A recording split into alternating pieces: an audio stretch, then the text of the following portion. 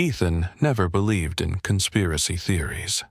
Ghosts, secret experiments, hidden underground cities.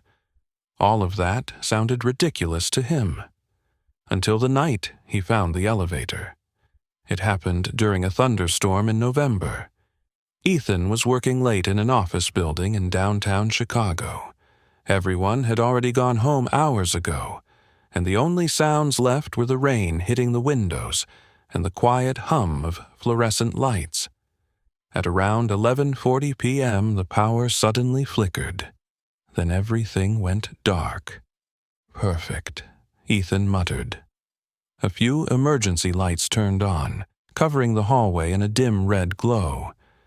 Ethan grabbed his backpack and headed toward the elevators. When he pressed the button, something strange happened. The screen showed a floor he had never seen before. Floor -6. He worked in the building for almost 3 years. The parking garage only went down to -3. The doors slowly opened. Inside the elevator, the lights flickered violently. Ethan stared at the buttons, -1, -2, -3, and beneath them, -4, -5, -6. His stomach tightened. "This has to be some maintenance level," he whispered. Curiosity won. He pressed -6. The elevator doors closed immediately. As the cabin descended, Ethan noticed something disturbing. There was no movement, no vibration, no feeling of going down. But the numbers kept changing. -4, -5, -6. Then the screen went black. The elevator stopped. For a few seconds, nothing happened. Then the doors opened. Ethan stepped into a long concrete hallway lit by old yellow lamps. The air smelled damp, almost metallic. There were no signs, no sounds, just silence. The elevator doors closed behind him. "Hello," he called out. No answer. At the end of the hallway stood a single metal door. Room 14. For some reason, Ethan felt terrified of that number. Still, he walked toward it. The moment he touched the handle, a voice behind him whispered, "You shouldn't be here." Ethan spun around. An old janitor stood in the hallway holding a flashlight. But something about him felt wrong. His uniform looked decades old.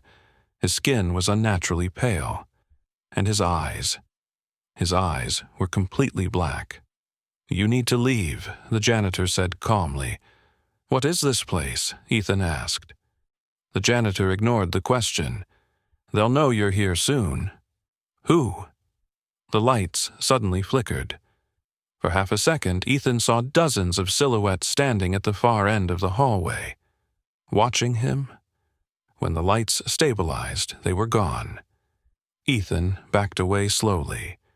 "What the hell is this?" The janitor stepped closer. "Listen carefully," he whispered. "If you hear knocking, do not answer. If somebody calls your name, do not turn around. And whatever happens," he looked directly into Ethan's eyes, "do not open room 14.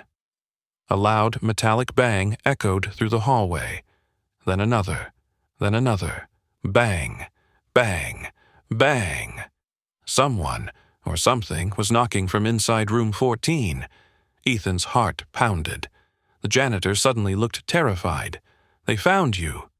The hallway lights went out. Complete darkness. Ethan heard footsteps all around him. Slow, dragging, coming closer. Then a voice whispered near his ear, "Ethan." It sounded exactly like his mother, but his mother had died 5 years ago. Tears filled his eyes instantly. "Mom!" The janitor screamed, "Don't turn around!" Ethan froze. The voice came again, softer this time. "Ethan, help me." Every instinct told him to turn around, but something deeper told him not to.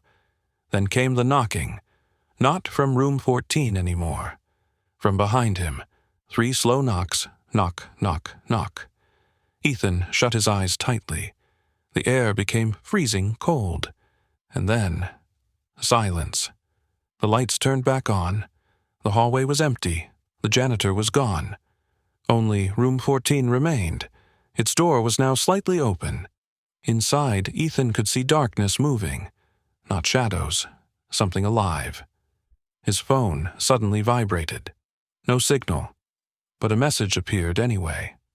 Unknown sender. You already opened the door. Ethan stared at the screen in confusion. I didn't, he whispered. Then he looked down. His hand was touching the handle, and the door was slowly opening wider by itself. From inside the room, dozens of voices whispered together. Finally. The lights exploded. Darkness swallowed the hallway. And somewhere inside the room, something smiled.